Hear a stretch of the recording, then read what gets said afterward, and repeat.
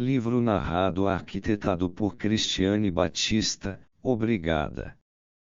Prefácio a Wisdom, Madness and Folly, de Constance Jung.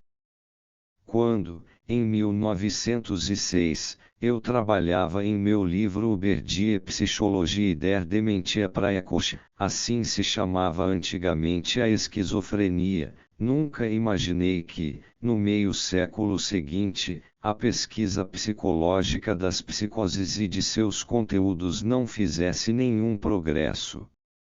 O dogma, ou a superstição intelectual de que apenas as causas físicas eram válidas, manteve fechado ao psiquiatra o acesso à psique de seu paciente e induziu-o às mais ousadas e estranhas intervenções no mais delicado de todos os órgãos, em vez de permitir ao menos o pensamento da possibilidade de conexões e efeitos genuinamente psíquicos, ainda que esta última fosse óbvia para uma mente sem preconceitos.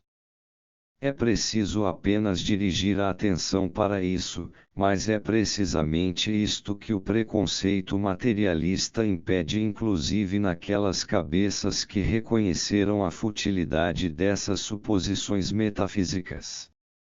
O orgânico, apesar de nunca conhecido mas puramente hipotético, é mais convincente do que o realmente psíquico, pois este ainda não existe em seu próprio direito, mas é considerado um vapor secundário que sabe da química albuminosa das coisas. Como é possível saber que a única realidade é o átomo físico, se este não pode ser provado em sua existência a não ser pela psique? Se existe alguma coisa que pode ser designada como primária, então isto é a psique, jamais o átomo que, como qualquer outra coisa de nossa experiência, nos é apresentado diretamente apenas como modelo ou imagem psíquicos. Lembro-me ainda muito bem da grande impressão que tive quando consegui decifrar pela primeira vez a aparente tolice dos neologismos esquizofrênicos.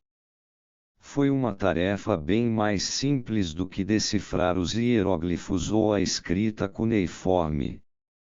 Enquanto esta decifração nos deu uma autêntica visão da cultura intelectual da antiga humanidade, uma proeza certamente não desprezível, a decifração dos produtos da insanidade e outras formas de manifestação do inconsciente abre-nos o sentido de processos psíquicos muito mais antigos e fundamentais e, com isso, dando acesso a um mundo sub e por trás, que não é apenas a matriz de produtos mentais do passado, mas também da consciência do dia a dia.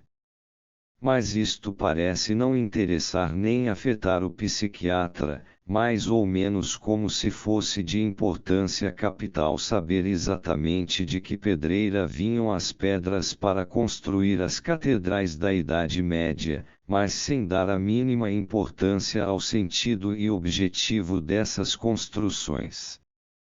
Meio século não bastou para dar ao psiquiatra, o médico da alma, um conhecimento mínimo da estrutura e conteúdos da psique. Ninguém precisa escrever uma apologia sobre a importância do cérebro, pois este pode ser colocado até debaixo de um microscópio. Mas a psique não é nada porque não é suficientemente física para poder ser solidificada e pintada. As pessoas continuam desprezando o que não conhecem, e o que conhecem menos de tudo, elas dizem que sabem bem.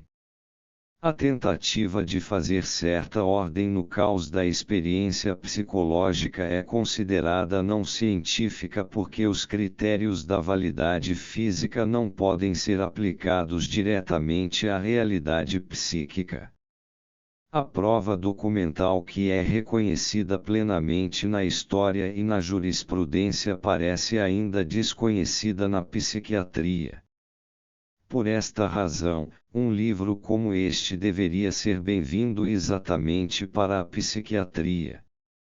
É um documento humano, infelizmente um dos poucos. Não conheço mais do que meia dúzia dessas descrições autóctones da psicose, mas essa é a única que provém da esfera da insanidade maníaco-depressiva, todas as outras derivam da insanidade esquizofrênica. Quanto eu saiba, é a única. Certamente há em inúmeras histórias clínicas de autodescrições semelhantes, mas nenhuma delas veio à luz na forma de uma publicação impressa. Além do mais, nenhuma chegaria sequer perto da autobiografia de nosso autor no que se refere à articulação, cultura geral, conhecimentos literários, reflexão e autocrítica. O mérito desse livro é incomum e tanto maior porque apresenta uma descoberta, ou melhor, uma redescoberta de certas estruturas fundamentais e tipos da psique sem sofrer a influência da literatura. Ainda que eu mesmo tenha estudado e descrito esses mesmos fenômenos há muitos anos, foi para mim uma novidade importante e inesperada ver que a fuga de ideias delirante e o não constrangimento do estado maníaco deslocam o limiar da consciência para o inconsciente, de tal forma que este, como no abaecimento do nível mental da esquizofrenia, é posto a nu e assim tornado inteligível. O que o autor descobriu no estado maníaco coincide perfeitamente com minhas verificações.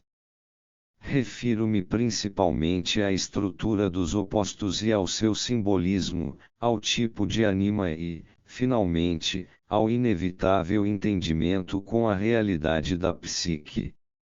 Como se sabe, esses três pontos fundamentais desempenham um papel essencial em minha psicologia, mas dela o autor só tomou conhecimento mais tarde.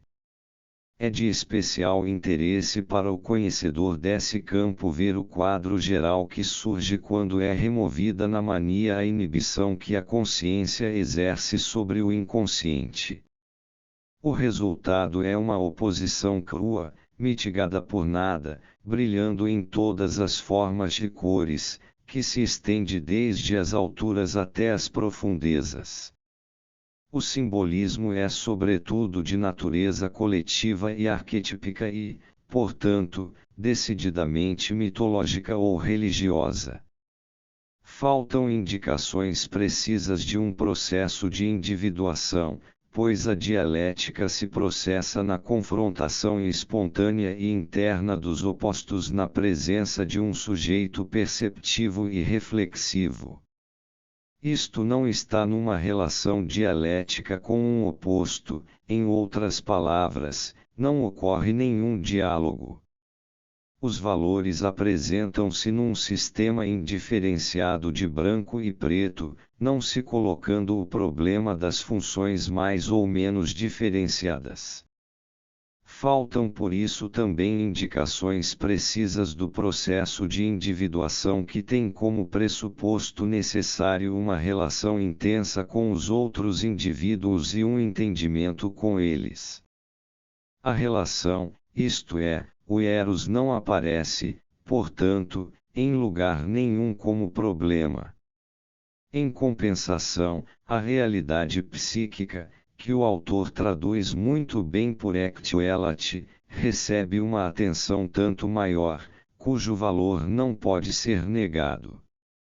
Por causa do conteúdo impressionante de sua psicose, o autor ficou profundamente afetado.